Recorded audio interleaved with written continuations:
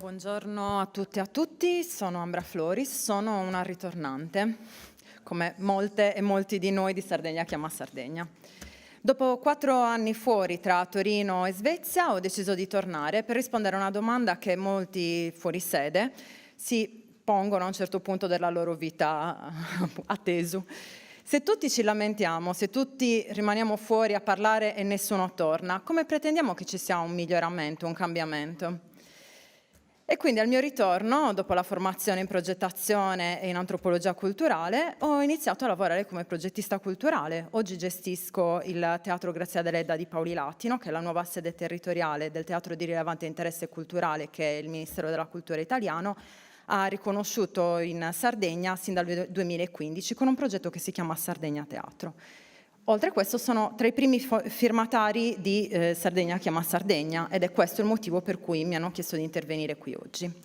Quando me l'hanno chiesto, però, non so perché, continuava a tornarmi in mente una parola, attittidu, che tra l'altro è già stata citata oggi, la lamentazione. Non riuscivo subito a capire per quale motivo il mio immaginario collegasse il tema della cultura con questo scenario funebre. Non certo perché la nostra isola non sia ricca di vitalità culturale e artistica, ne ha già parlato anche prima di me ed sono già stati citati per esempio i migliaia di siti archeologici che fanno della Sardegna l'isola più ricca di tutto il Mediterraneo in questo senso. Non certo perché non abbiamo esponenti nella cultura e nell'arte che non siano di prima importanza. Basti pensare all'unica premio Nobel per la letteratura italiana, sarebbe più corretto dire sarda, o a importantissime poeti, musicisti, cantanti, artisti visivi, per esempio, un nome su tutti, Maria Lai.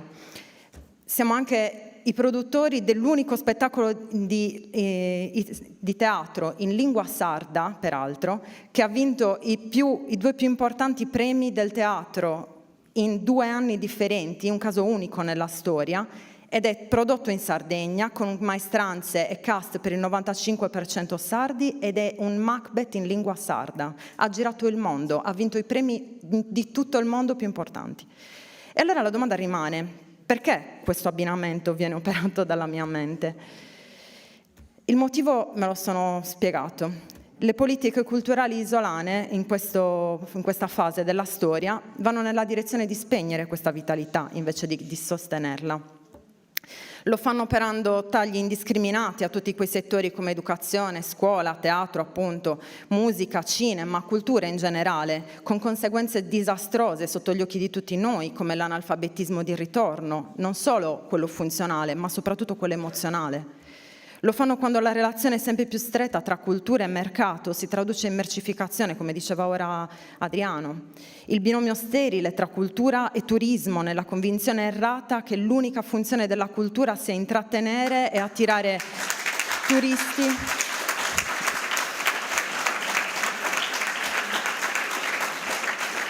E attirare turisti consumatori che spesso tra l'altro non lasciano nulla sul nostro territorio e neanche magari tornano perché preferiscono altre spiagge meno care e più trendy.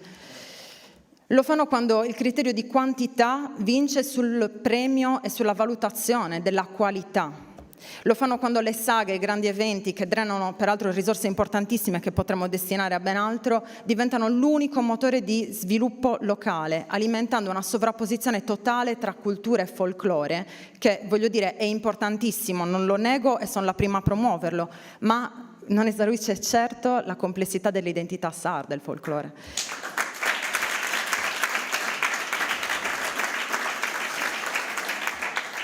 In ultimo lo fanno quando decidono di tagliare fondi e soprattutto spazi alla cultura, che viene sfrattata dai luoghi che ha riempito per anni di significato. È accaduto anche pochi giorni fa qui vicino a noi, a Senega, all'Associazione Perda Sonadora, che organizza uno dei festival di poesia più conosciuti e apprezzati a livello non solo sardo, nazionale, ma anche internazionale, ma anche ad altre associazioni e cooperative. Faccio l'esempio per esempio di Cadadie Teatro, sfrattata dalla Vetreria di Pirri, o del Teatro di Sardegna, sfrattato dal Teatro Massimo. Attittidusu. C'è dunque da lamentarsi, certamente, ma non solo questo, c'è anche e soprattutto da agire. E agire come? A partire dall'ascolto degli operatori, delle comunità, delle realtà locali, delle realtà associative. È da novembre 2022 che Sardegna Chiama Sardegna porta avanti questo processo di ascolto. Lo ha fatto e lo fa con numerosi tavoli tematici per raccogliere esigenze e richieste dei vari settori. Quindi oggi ho portato qui questi fogli, che sono un bel mucchio e sono anche stampati su 2 diverse facciate. Questi fogli sono una lista di lamentazioni, lunga. Tra queste lamentazioni, le voci più ricorrenti sono la richiesta di formazione per i lavoratori e le lavoratrici della cultura, di contratti e salari più dignitosi, di opportunità che assicurino a chi lavora in questo ambito le stesse opportunità dei loro omologhi all'estero.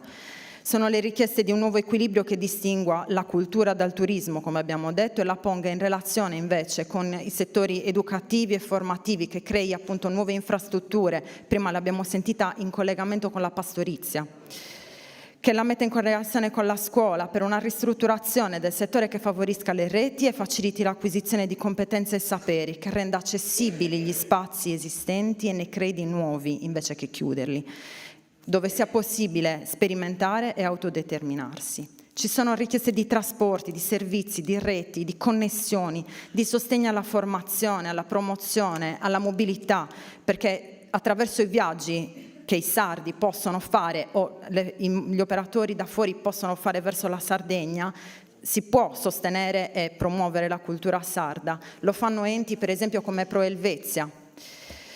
Possiamo ispirarci. In ultimo, ma sopra tutte queste altre cose, c'è la richiesta di una nuova agenzia sarda per la cultura, che sia competente nella valutazione delle richieste di fondi, perché ci servono per esistere. E ci servono perché si assicuri che la cultura non resti qualcosa appannaggio di pochi, ma che torni, come vogliamo, a essere un luogo di incontro, la fucina di idee e di stimoli che vogliamo che sia, che possa essere valutata per l'impatto sociale, generativo e trasformativo che la cultura ha. Gli operatori culturali chiedono il rispetto per il proprio lavoro, per i propri progetti e per la visione che essi contengono. Chiedono che non si elargiscano fondi a discrezione di qualche assessorato, come è avvenuto recentemente, con 1 milione di euro donato a una produzione cinematografica, peraltro non sarda, quando ci sono un sacco di produzioni sarde di valore che si trovano in difficoltà e che si trovano a spartire quella stessa cifra attraverso bandi e applicazioni lunghissime. E infine chiedono che vengano rispettati i propositi originali del PNRR, che in Sardegna, tra l'altro, ha visto stravolgere il progetto che aveva avuto il miglior punteggio regionale e il 4º punteggio più alto di tutti in assoluto, e questo è avvenuto ancora una volta qui vicino, sempre a Seneghe, per volontà di un'amministrazione culturale che è subentrata in seguito a questa vittoria ed è incontrollata da un ministero che a quanto pare se ne lava le mani. La cultura, per quanto astratta possa sembrare, ho finito, è lo spazio in cui la politica diventa visibile, soprattutto nel lungo periodo. Educazione, istruzione, arte, saperi e competenze sono strettamente connessi, sono tutti strumenti attraverso i quali rendiamo le nostre comunità coese e intelligenti, che diventano indicatori del benessere di chi le vive.